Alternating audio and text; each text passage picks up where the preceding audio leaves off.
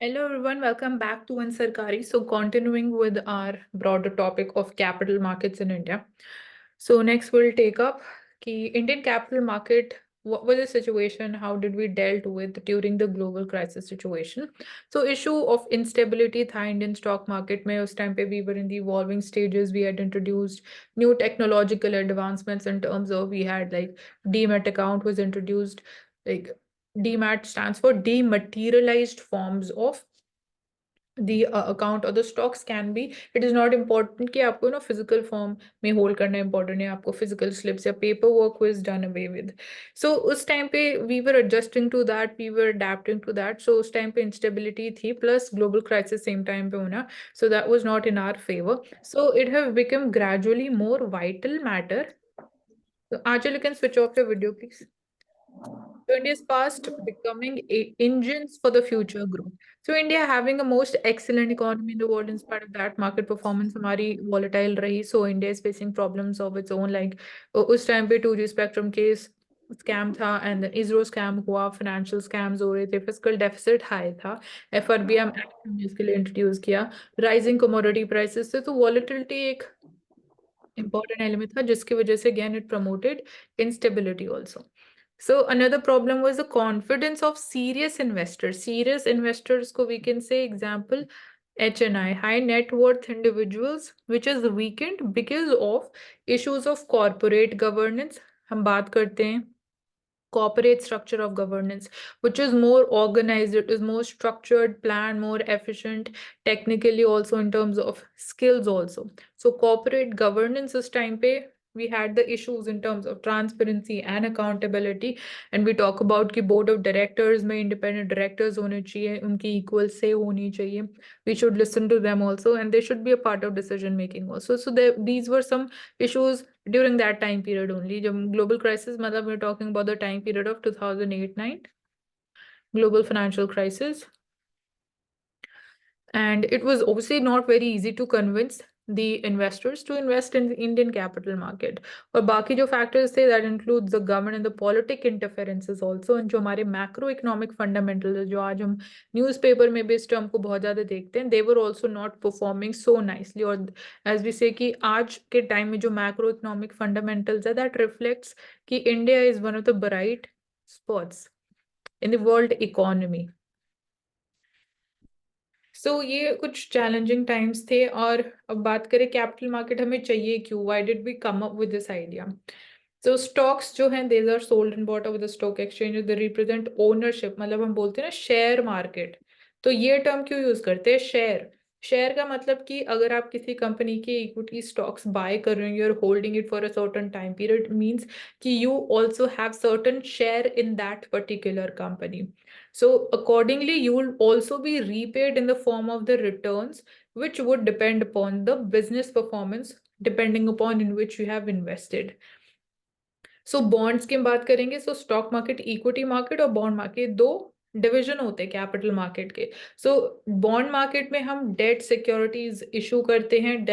We can say कि debt is raised via issuing government securities, और we have different types of examples like green bonds हो गया, and carbon market trading भी बोल सकते हैं एक तरीके से. सिक्योरिटी तो नहीं बोलेंगे उसको, बट सब टाइप हो गया उसको. Masala bonds can be the example. So these are traded in the capital markets, and these are known as the bonds. And companies, they also issue bonds in order to raise the capital. So this is the need to raise the capital for expansion of the business and the growth. क्योंकि businesses जो large scale businesses उनको बहुत सारा funds, बहुत सारा पैसा for capital investment चाहिए, accordingly revenue expenditure के लिए भी पैसा चाहिए. तो उस पैसे को वो raise करते हैं market से, capital market से. कैपिटल मार्केट से वी पीपल और जो बाकी इन्वेस्टर्स है, बड़े इन्वेस्टर्स हैं, वो इन्वेस्ट कर सकते हैं, खुद का शेयर एक ले सकते हैं, सो दैट उनको रिटर्न भी मिलेगा और जो बिजनेसेस हैं उनको एक्स्ट्रा फंड्स मिल जाएंगे. Capital market plays an extremely important role in promoting and sustaining the growth of an economy. So it's important and efficient conduit to channel and mobilize funds. This is one purpose. Provides effective source of investment for the investors.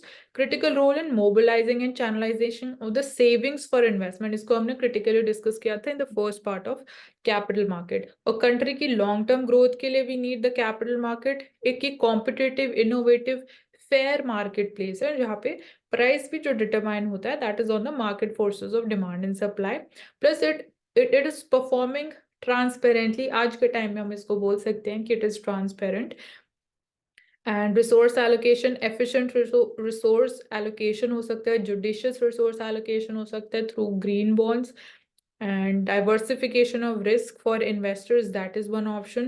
Well functioning capital market, it improves the information quality also, as it plays major role in encouraging adoption of stronger corporate governance principles. मतलब businesses और जो companies हैं MNCs हैं उनके लिए भी एक incentive हो जाएगा कि उनके जो stronger corporate governance principles होंगे जितना better वो perform करेंगे उतना ज़्यादा amount वो market से raise कर पाएंगे. So that would support the trading environment just founded on integrity.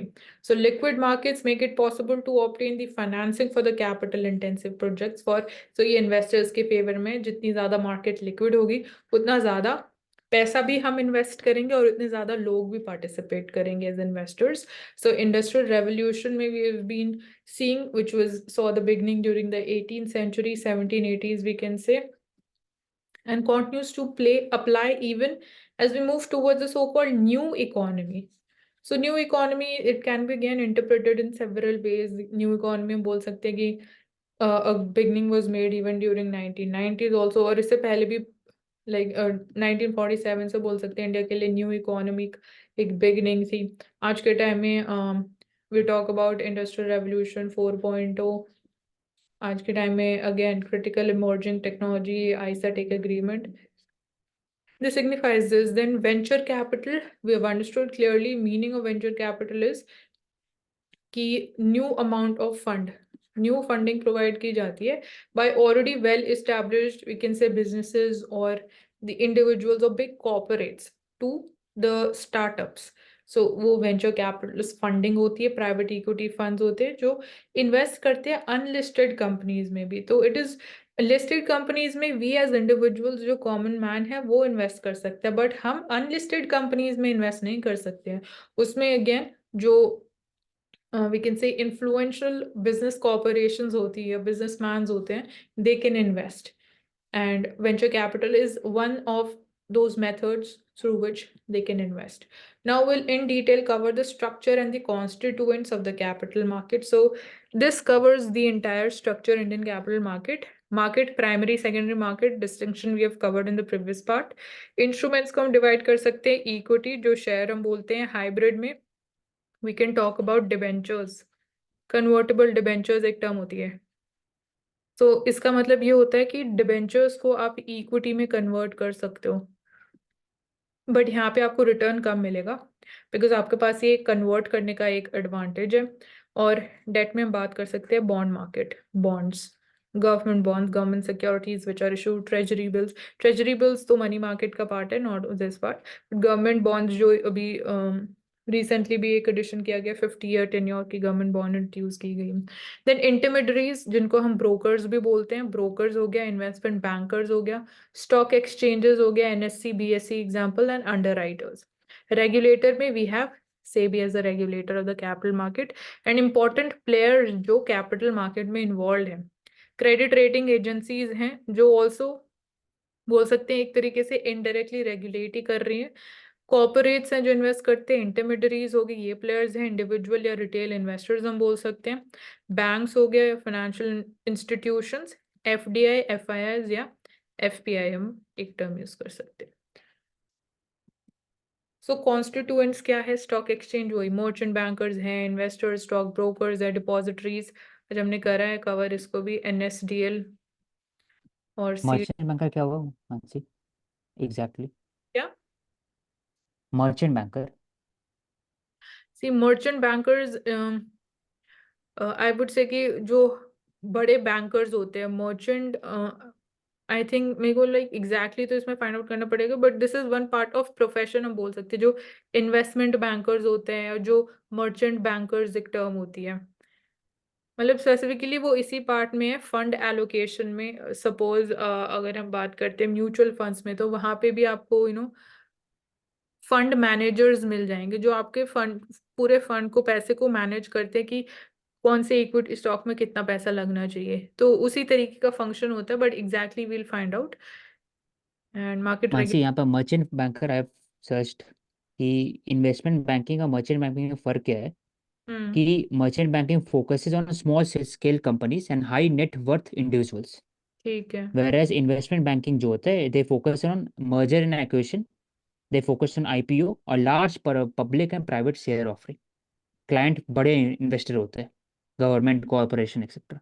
हाँ, तो दो इसमें में बड़ा फर्क है फिर इन्वेस्टमेंट मर्चेंट बैंकिंग और bankers. Merchant banking. Merchant bankers बड़ा हो गया कंपेयर टू इन्वेस्टमेंट बैंकर्स। नहीं, इन्वेस्टमेंट बैंकिंग बड़ा हो गया क्योंकि वो कॉरपोरेशन में बात करते हैं, इन्वेस्टर में बात करते हैं, government assistant merchant acquisition, investment banking. इसलिए बिग कंपनी जो होते हैं इन्वेस्टमेंट बैंकर जो बोलते हैं, वो ऐसा हो गया। मर्चेंट बैंकर तो छोटा हो गया, जो स्पेसिफिक स्मॉल स्केल कंपनी और high net worth individual focus करते हैं। They do not assist in merger and acquisition. तो यहाँ ये पे फर्क। हाँ, इनका मेजर मोटिव हम बोल सकते हैं कि टू अट्रैक्ट मोर इन्वेस्टमेंट्स ये और सपोर्टिंग द स्मॉल बिजनेसेस। यहाँ पे एग्जांपल अगर हम दें इन्वेस्टमेंट बैंकर्स का, तो गोल्डमैन सैचेज एक कंपनी है।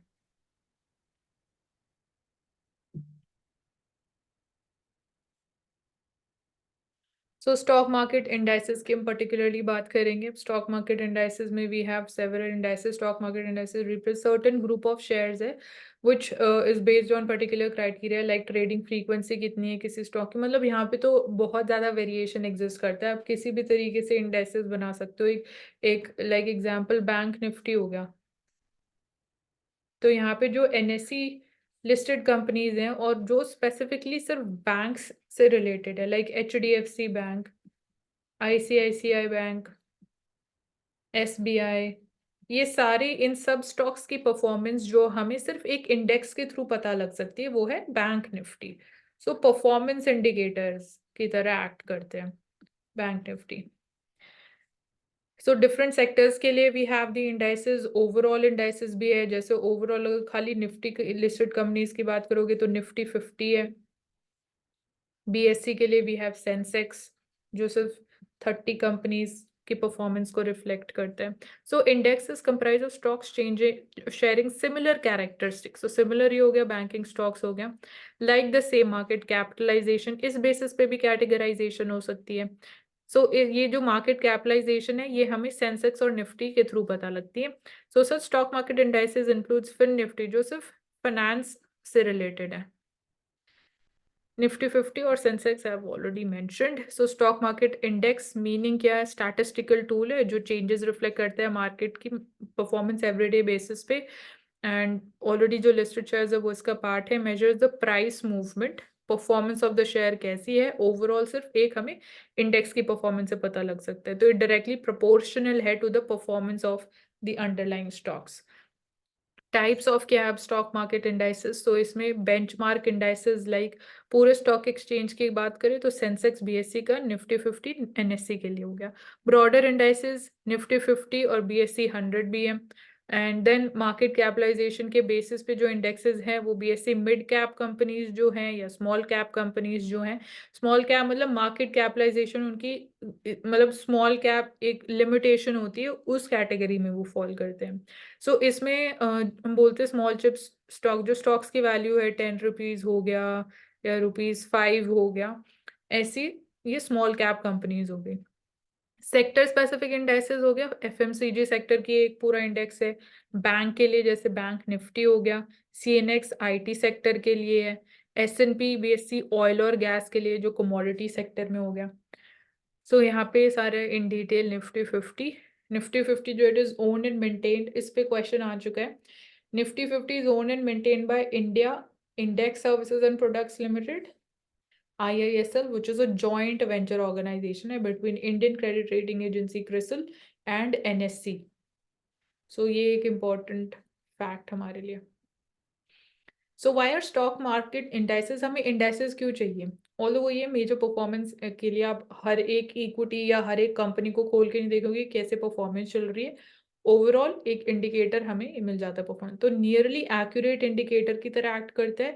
जनरल सेंटिमेंट जो है मार्केट का, जो इन्वेस्टर्स का, वो रिफ्लेक्ट करता है। इन्वेस्टर्स की जो वेल्थ ऑफ इंफॉर्मेशन है वो हमें पता लगती है, help in minimising the exposure to the risk also, because you can quickly take the decisions on the basis of the performance of the index, तो इसलिए आपका रिस्क एक्सपोजर भी कम हो सकता है।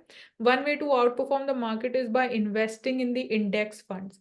यहाँ पे ये बोलने की कोशिश कर रहे हैं कि जैसे बैंक निफ्टी इंडेक्स है, आप डायरेक्टली इंडेक्स में भी ट्रेड कर सकते हो थ्रू ऑप्शंस, जो कि थोड़ा रिस्की होते हैं। बट अगेन अगर आप बात करो कि अगर लाइक सपोज आपको कंपनीज में इन्वेस्ट करना है, उनके शेयर्स में इन्वेस्ट करना है, तो आपको डेली बेसिस पे मॉनिटर बहुत ज़्यादा करना पड़ता है।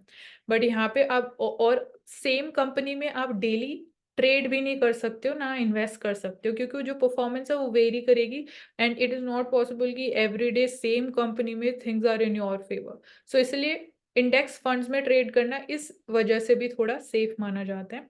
आपका जो हम बोल सकते हैं कि एनालिसिस जो वर्क जो टास्क है वो कम हो जाता है, और पैसिव इन्वेस्टर्स को भी हेल्प करता है, सो एडिशनल सोर्स ऑफ इनकम भी है। फॉर्मेशन ऑफ इंडेक्स की यहाँ कैलकुलेशन की बात की जा रही है।